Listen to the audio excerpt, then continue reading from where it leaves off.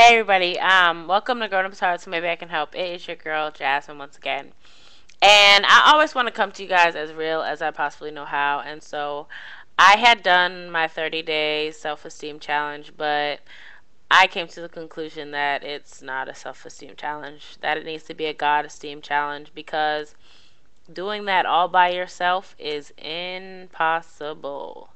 Because I know for years I've tried to get self esteem and I've done it by myself. And doing it by myself did not work at all. And see, society, they'll put so much standards on the norm, from the texture of your hair to the color of your skin to the size of your body. I've been told my whole life I have football player shoulders.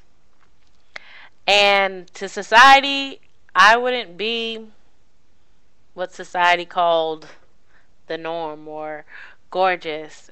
And because I'm not their standards of what people should look like.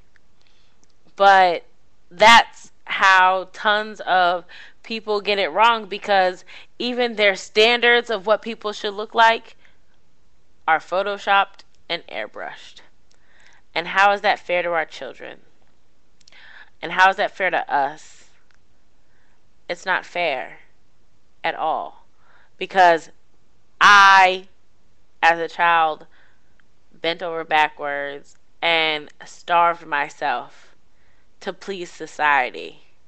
And society would have watched me wither away and die because of their standards.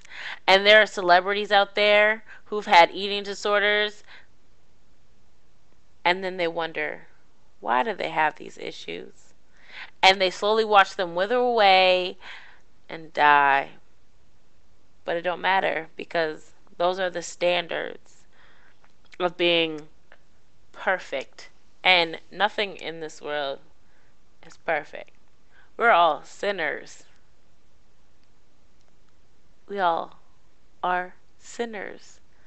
We all make mistakes. We all fall short.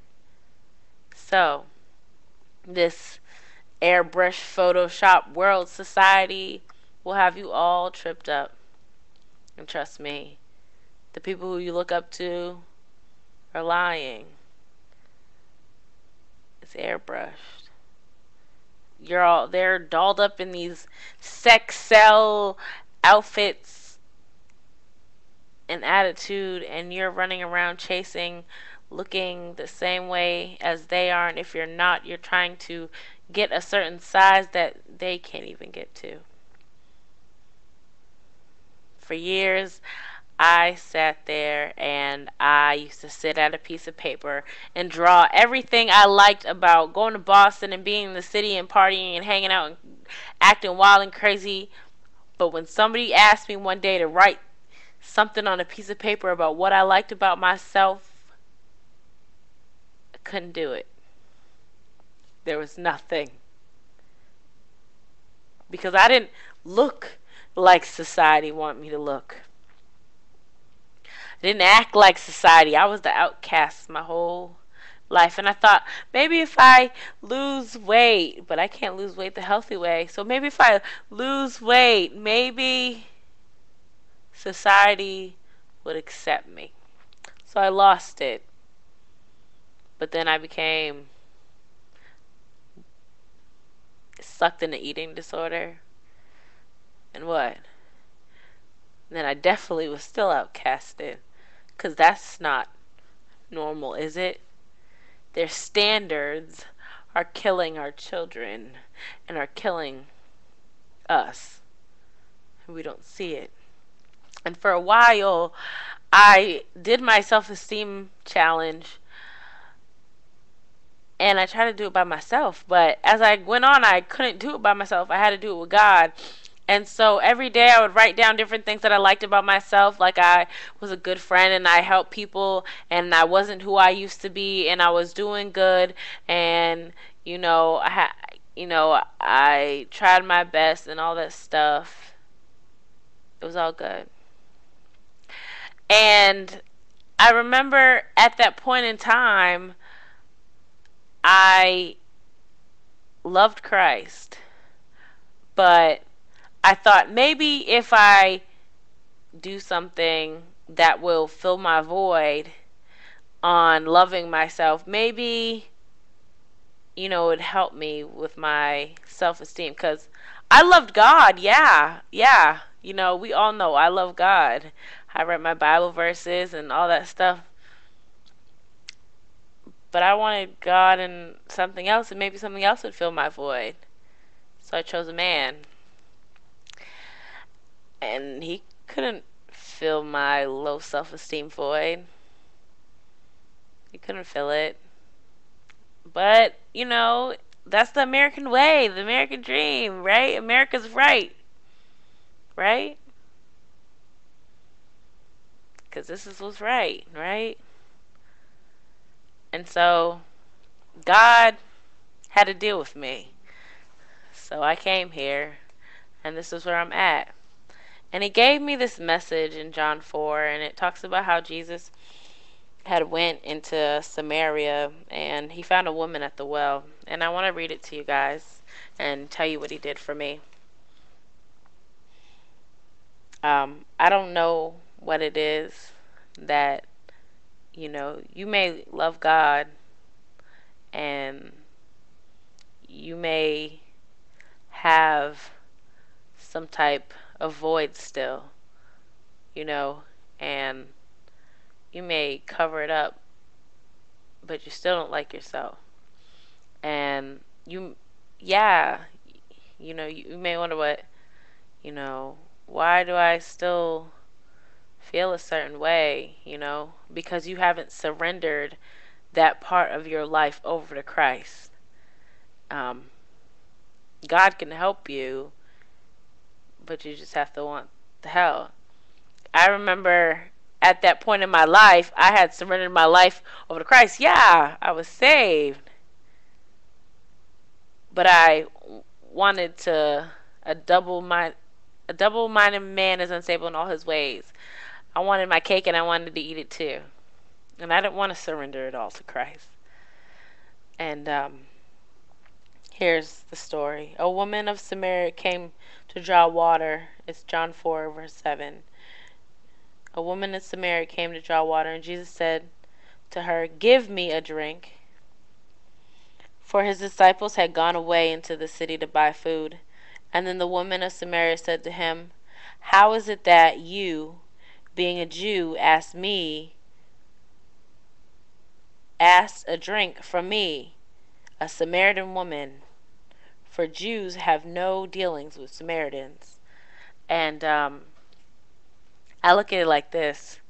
Here's Jesus, and if this was me, and I'm sitting at the well, and I was where I was, and Jesus asked me for a drink, and I'd be like, well, why you, being Jesus, would ask me for a drink? Because I'm a sinner, and I'm no good.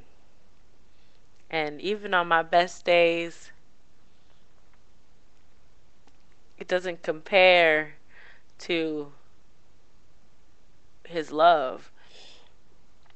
And Jesus answered and said to her, "If you knew the gift of God, and who it is who says to you, 'Give me a drink,' you would have asked him, and he would have given you living water." And the woman said to him, "Sir, you have nothing to draw with, and the well is deep. Where then do you get that living water? Are you greater than our father Jacob, who gave us the well and drank from it himself, as well as his son and his livestock?" Verse 13. Jesus answered and said to her, "Whoever drinks of this water will thirst again, but whoever drinks of the water that I shall give him will never thirst again. But the water that I shall give him will become in him a fountain of water springing up into everlasting life. And see, I don't know what it is that is your void that makes you not love yourself the way you do, that makes you feel that you're not pretty and you cover up everything with something else. Um, I don't know what it is, but see, Jesus, this woman was an outcast, and she was sitting at the well, and Jesus knew she was going to be there. And Jesus is waiting for you.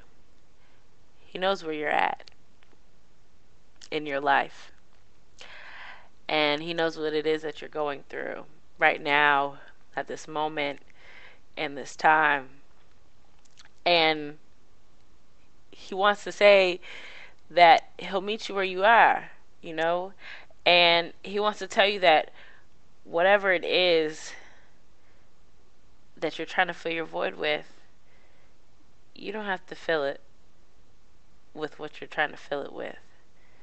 Whether drugs or whether your family or your friends or sex or material things. I don't know what it is that you're filling your void with, that you're not loving yourself, your self-esteem, your issue. I don't know what it is. And the woman said to him, Sir, give me this water that I may not thirst, nor come here to draw. Jesus said to her, Go, call your husband and come here. And the woman answered and said, I have no husband. Jesus said to her, You have well said, I have no husband, for you have had 5 husbands, and the one whom you now have is not your husband, and that you spoke truly. For the woman said to him, Sir, I perceive that you are a prophet. Our father worshipped on this mountain, and the Jews say that in Jerusalem is a place where one ought to worship. Jesus said to her, Woman, believe me, the hour is coming when you will neither on this mountain nor in Jerusalem worship the Father. You worship what you do not know. We know what we worship, for salvation of the Jews. So, here is Jesus. And He sees this woman and her issue.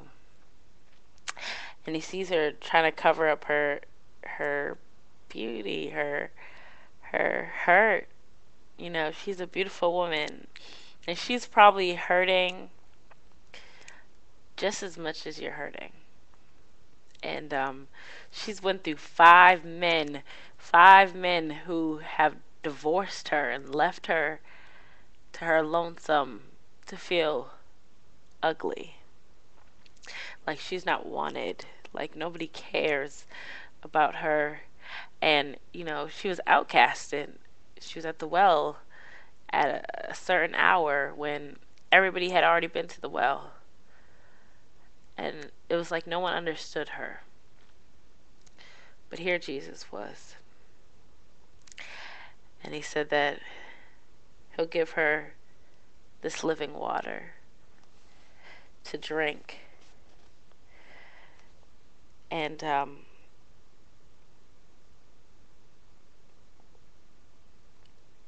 she didn't go thirsty anymore. Her void was filled. God filled her void. God filled her thirst. And when I read this, it seems so alive to me. And God really touched my heart, because He told me, I told Him, oh God, I surrender. I don't, you can have it all. If I never have anything in this world, I have Jesus, And He has shown me how beautiful I am. He has done things for me. I got to see a Marvin Sapp concert, and he